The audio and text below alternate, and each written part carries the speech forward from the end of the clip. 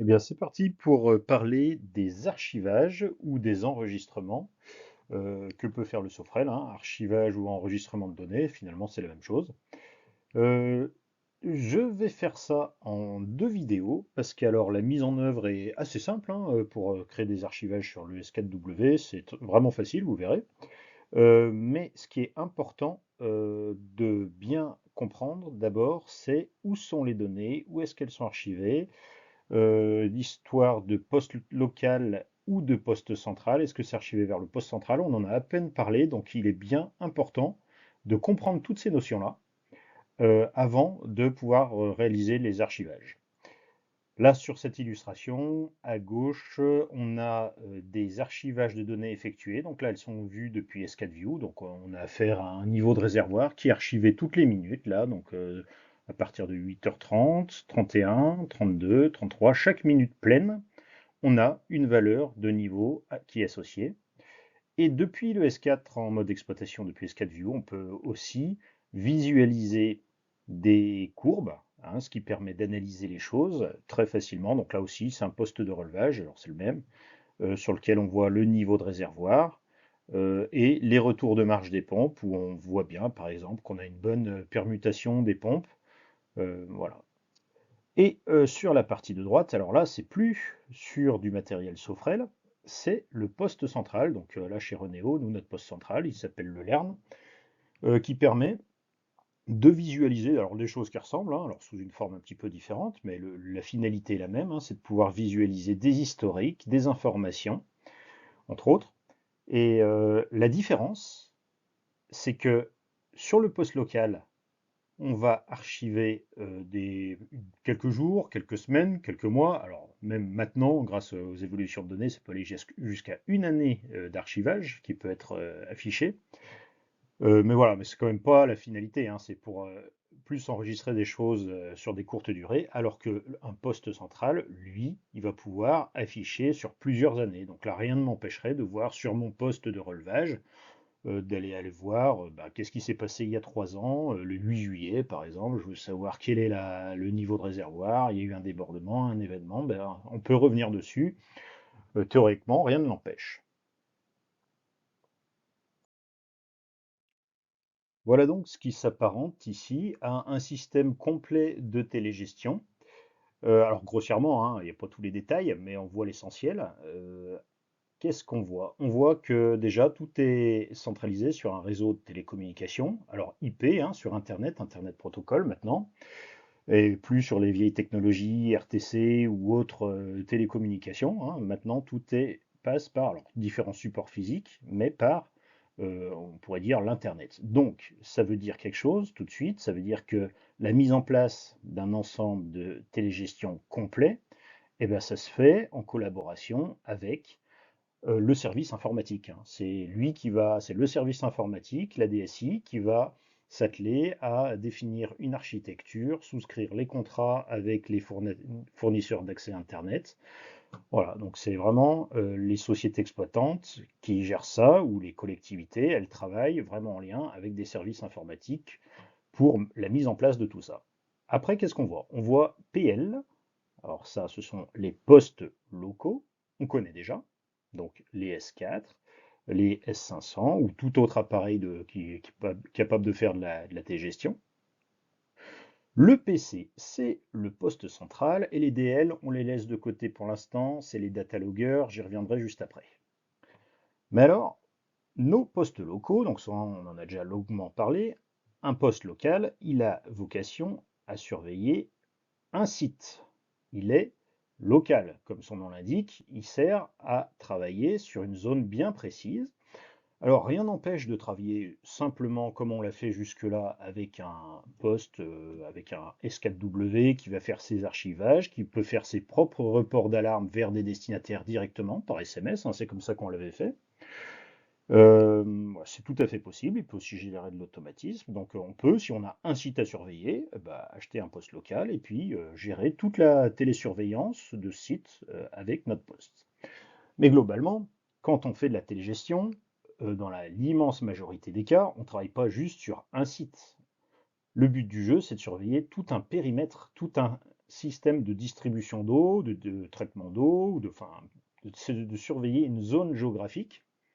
Donc, les sociétés qui font de l'exploitation d'eau ou alors les collectivités, ce qu'ils vont chercher à faire, eux, c'est avoir des synoptiques qui représentent l'ensemble du système, ou alors d'avoir un système d'astreinte qui viennent récupérer l'ensemble des alarmes et puis reporte ça vers différents agents d'astreinte.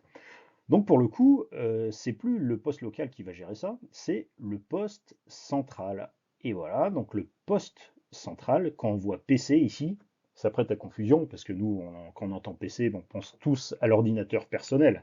Eh bien en télégestion, non, il faut faire attention, parce que le PC, suivant le contexte quand même, hein, mais dans la plupart des cas, ça signifie le poste central. Donc retenez bien que PL c'est poste local, mais que PC c'est poste central. On verra dans SoftTools, il est question du PC, c'est bien du poste central qu'il est question. Physiquement, un poste central, qu'est-ce que c'est? Alors, ça peut être un simple ordinateur. Enfin, un gros ordinateur comme ça. Si on a 4 sites à surveiller, par exemple, un ordinateur fait tout à fait l'affaire. Alors ça, c'est la partie matérielle, donc il faut le matériel, donc l'ordinateur, ou plus sérieux, vraiment le serveur informatique, qui va avoir plusieurs disques durs, plusieurs cartes d'accès, plusieurs... Enfin voilà, c'est un ordinateur en version XXL finalement, hein, un serveur informatique. Alors on le voit représenté dans une baie informatique. Voilà, ça c'est la partie matérielle, mais un poste central, c'est du matériel, mais c'est aussi du logiciel. Donc c'est le logiciel qui va permettre de gérer toutes les informations récupérées sur chacun des sites, sur chacun des postes locaux. Donc les logiciels, alors la Croix-Sofrel a son propre logiciel de supervision, son poste central donc, ce qui s'appelle le PC Win 2. Mais après, il y a aussi d'autres solutions logicielles, hein. Alors il y a par exemple le Topkapi développé par la société Arial, il y a PCVue développé par Arc Informatique, ou alors oui, ou sinon, les grandes sociétés privées d'exploitation, comme alors Renéo qui fait partie du groupe Veolia. Nous, on a un poste central vraiment qui a été développé spécifiquement pour les installations de Veolia, qui s'appelle le LERN. Dans le groupe SOR, ça s'appelle Yoda, ça s'appelait Jérémy auparavant. Voilà, mais donc c'est toujours un logiciel, mais qui s'appuie sur du matériel, hein. Forcément derrière, il va y avoir des serveurs. Et l'avantage d'un serveur, c'est qu'il peut servir différents clients. Donc les clients, ce sont les utilisateurs, les opérateurs, qui peuvent être des paramétreurs ou simplement des utilisateurs qui vont voir les courbes, voir les données, des opérateurs. Ils vont pouvoir, en tant que client, se connecter au serveur. Moi, par exemple, dans le cadre de mon travail d'exploitant chez Renéo. Je me raccorde au poste central, je n'ai pas besoin de venir sur place, hein, à distance. Je me connecte au poste central pour pouvoir afficher les courbes et suivre les installations. Voilà pour le poste central. Alors, ce qui est important de comprendre, c'est comment transitent les informations. Qui est à l'origine des transferts d'informations? Alors, dans le cas le plus courant, c'est le poste central qui régulièrement va interroger chacun des postes locaux pour aller rapatrier toutes les informations. Parce que le poste central, lui, il va récupérer toutes les informations des différents postes locaux. Et c'est donc lui qui est, dans la majorité des cas, à l'initiative de la communication. Ça peut être une fois par jour, hein. Historiquement, c'était comme ça, il fallait être un petit peu sobre avec les télécommunications. Donc une fois par jour, on allait chercher toutes les données. Donc on rapatriait les données. Donc qu'est-ce qu'on rapatriait? On rapatriait les données actuelles, c'est-à-dire le niveau du réservoir, le taux de chlore, combien il est actuellement, la pression. Mais pas seulement, on récupérait en même temps toutes les données archivées, toutes les données enregistrées. Donc les postes locaux, ils se chargent d'enregistrer toutes les données dont ils ont besoin, mais après, ils vont transmettre ça, enfin plutôt, comme je viens de le dire, c'est le poste central qui va récupérer ça pour pouvoir stocker les données. Et c'est grâce à ça qu'un poste central, il peut, avec tous ses disques durs, archiver ça sur plusieurs années, Alors que le poste local, malgré tous les progrès de mémoire, bah, enfin, ça n'a même pas d'utilité de pouvoir stocker des choses sur plusieurs années. Donc voilà, le poste central, il fait ce qu'on appelle des interrogations périodiques. Voilà, quand on paramètre un poste central, systématiquement, on paramètre les interrogations périodiques. Donc ça peut être une fois par jour. Sur les sites plus sensibles, on peut interroger beaucoup plus fréquemment, par exemple tous les quarts d'heure, voire toutes les 5 minutes, pour récupérer l'ensemble des données. Donc vous voyez que c'est toujours le poste central qui a l'initiative. Alors toujours, en fait, pas complètement, parce qu'il y a un cas où c'est le poste local qui va prendre l'initiative de renvoyer des informations au poste central. Et bien ça, c'est dans le cas, évidemment, où il y a urgence. Lui, il ne va pas attendre d'être interrogé. Il faut tout de suite qu'il renvoie l'information. C'est bien sûr dans le cas d'alarme, dans le cas de report d'alarme. S'il y a un manque de pression là sur notre petit site de surpression, eh bien lui, immédiatement, il va dire au poste central, attention, manque de pression. Et, soit dit au passage, il va profiter de faire ça, de remonter lorsqu'il remonte une alarme. En fait, il va également remonter, alors c'est peut-être paramétrable, je ne sais pas trop, mais en tout cas, de ce que je constate, il ne se contente pas de remonter l'alarme, mais il remonte aussi toutes ces données archivées vers le poste central. Ce qui permet immédiatement, quand le poste central voit l'alarme, remonte l'alarme, eh ben, on se connecte et on a directement des courbes qui sont à jour. Voilà, donc le report d'alarme, évidemment, il n'attend pas l'interrogation. Et donc je vous disais que le poste central faisait des interrogations périodiques, mais je n'ai pas précisé, mais il est aussi possible à l'opérateur d'actualiser les données. Si par exemple je me connecte à 15 heures sur un site et je veux connaître comment s'est comporté le niveau du réservoir la journée, enfin les heures précédentes, eh bien je vais lancer une interrogation sur commande donc pour récupérer l'ensemble des données archivées. Et le poste central les aura à disposition pour pouvoir les afficher. Voilà, et enfin, donc les datalogger que j'avais mis de côté, donc DL, datalogger. Alors, qu'est-ce qu'un datalogger? Un datalogger, ça a un rôle à peu près similaire à un poste local, mais il y a une différence fondamentale, c'est que le poste local, on l'installe à un endroit où il y a des installations avec une source d'énergie, alors que le datalogger, lui, on va l'installer à un endroit où il n'y a pas de source d'énergie, il n'y a pas d'arrivée EDF, il n'y a pas d'alimentation. Ça veut donc dire que pour pouvoir fonctionner, il va travailler sur une pile. Et le prix à payer quand on travaille sur une pile, c'est bien on est autonome, on n'a pas besoin de raccorder, mais par contre, il faut être très très sobre en énergie, parce que sinon la pile, elle va durer quelques semaines. Et on imagine mal des exploitants venir chaque semaine sur tous les sites pour changer toutes les piles de tous les dataloggers. D'un point de vue économique et même écologique, ça ne serait pas une bonne affaire. Mais voilà, des fois on n'a pas le choix. Donc là, par exemple, un réservoir qui est à l'orée d'une forêt que j'ai supposé ne pas être alimenté par EDF, alors on veut mesurer. Donc tous les quarts d'heure, l'équipement mesure ici et après il se rendort. Donc le principe d'un datalogger, c'est qu'il se rendort. Alors là, ce sera un compteur de sectorisation. Donc on reviendra aussi sur tous les systèmes de compteurs. Mais à chaque impulsion, il va dire j'ai vu passer un mètre cube. Donc lui, il va faire l'acquisition qu'il y a un mètre cube qui est passé. Après, il se rendort. Donc en gros, ce sont des appareils qui adorent dormir, les dataloggers, mais qui se réveillent que de temps en temps pour faire leur travail en interruption et aussi pour renvoyer les informations. Donc le datalogger, contrairement au OPL, c'est lui qui a l'initiative de se réveiller une fois par jour pour remonter toutes les informations au poste central. D'accord? Le poste central, on disait qu'il faisait des interrogations périodiques, mais là, s'il fait une interrogation périodique vers un datalogger, ben, il ne peut pas le faire parce qu'il y a une de grande probabilité que le datalogger soit endormi à ce moment-là. Soit en mode veille, je dis endormi en mode veille, hein, comme ça qu'on dit bien sûr. Alors que le datalogger, donc c'est lui qui va être à l'initiative pour renvoyer les informations, donc ça sera dans l'autre sens. Donc là, c'est un petit peu différent. Voilà pour en gros la structure d'une T-gestion et le sens des informations, l'initiative des interrogations. C'est important d'avoir tout ça en tête quand on va parler des archivages.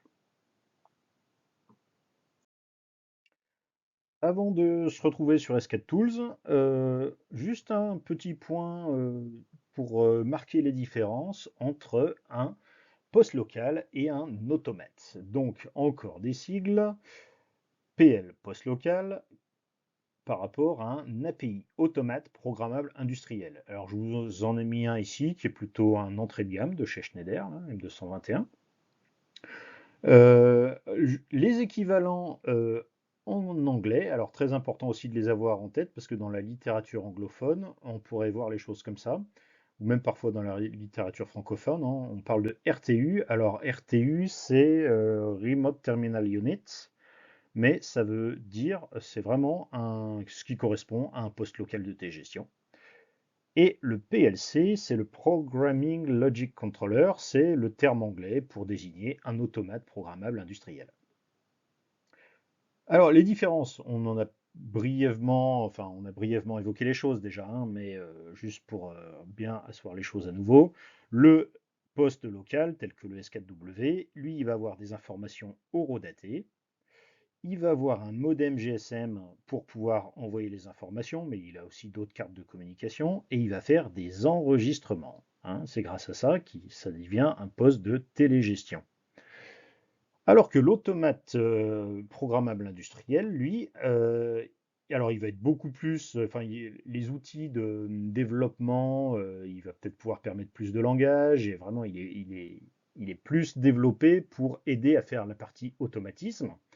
Mais par contre, il ne va gérer que des variables instantanées. Il va avoir une connectique filaire uniquement. Il n'a pas de modem GSM intégré, hein. Alors, ça peut s'ajouter en option. Et il va faire une communication temps réel. Voilà, c'est surtout là-dessus que je veux insister, vu qu'on va parler des archivages. Lorsqu'on est dans une usine, on peut voir des courbes. Quand on est dans une station d'épuration, une station de potabilisation, quand on se met sur le logiciel de supervision, on peut voir des courbes. Mais alors attention, la philosophie n'est pas du tout la même. Alors, l'automate n'enregistre pas de données. Alors là, je parle d'automates d'entrée de gamme. Il y a des automates qui peuvent gérer aussi des informations horodatées et les enregistrer, mais c'est quand même pas du tout la vocation d'un automate. Donc ça reste des cas très particuliers, ça, mais dans la grande majorité des cas, on a des automates. Alors pourquoi est-ce qu'on peut afficher une courbe sur une supervision? Ben, c'est tout simplement que la communication elle est permanente. C'est-à-dire que votre supervision va être sur un réseau Ethernet câblé, filaire ou fibre optique, direct sur l'automate. Donc les interrogations, ce ne sera pas une interrogation périodique une fois par jour, mais ce sera toutes les secondes, voire plus court, voire un petit peu plus. Mais en gros, ça serait de la communication qu'on peut qualifier de temps réel, ou presque, pour pouvoir enregistrer les données. Et dans ce cas-là, c'est la supervision qui se charge d'enregistrer, de gérer les enregistrements et les archivages. Voilà, mais la condition, c'est que les échanges soient quasi permanents, quoi, soient très rapides. Alors que, comme on l'a dit, dans la télégestion, le poste local, lui, il ne va pas communiquer en permanence avec le poste central. Alors s'il est installé dans un automate et qu'on a une connexion Ethernet filaire avec un poste de supervision, rien n'empêcherait de faire comme sur un automate. Mais quand on parle de télégestion, vers notre poste central, non, les communications ne sont pas du tout permanentes, elles sont périodiques. Donc, lui, le sauverel, enregistre ces informations et il transfère des paquets, il transfère des tables de données et pas uniquement une donnée. Voilà, donc la philosophie d'archivage n'est pas du tout la même sur un système de télégestion que sur un système d'automatisme avec supervision.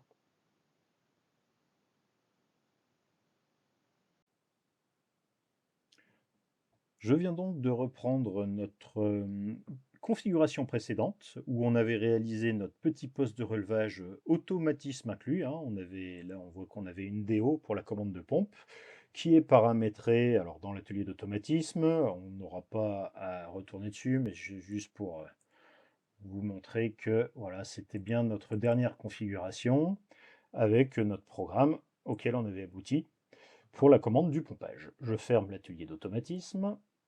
Et voilà, j'avais renommé ce site PR Autom une pompe. Donc je vais le renommer tout de suite. Donc souvenez-vous, petit bouton magique, il est là. Paramétrer le matériel et on a le nom, donc PR Autom. Je vais marquer archivage pour dire qu'on va faire des archivages dessus. Mais dans cette vidéo, on ne va pas encore faire les archivages. On va se contenter d'inscrire notre poste local dans un système plus large avec un poste central. Le report d'alarme qu'on avait fait, souvenez-vous, on avait créé une séquence d'astreinte qui allait vers deux destinataires différents, et ces destinataires étaient de type SMS. Voilà. Donc ça, c'est quelque chose qui se limite au site isolé, enfin au site seul, au site avec un poste local, oui, avec un poste local qui n'a pas de liaison avec un poste central. C'est pour une gestion directe en exploitation. Alors moi, je veux supprimer ces deux destinataires, supprimer, supprimer. On voit tout de suite que le tableau contient des valeurs invalides. Séquence d'astreinte, oui, parce que la séquence fait référence à des destinataires qui n'existent plus, donc ça ne lui convient pas. On va régler ça après. Je vais garder séquence d'astreinte, mais nous, on veut que notre séquence d'astreinte remonte vers un poste central.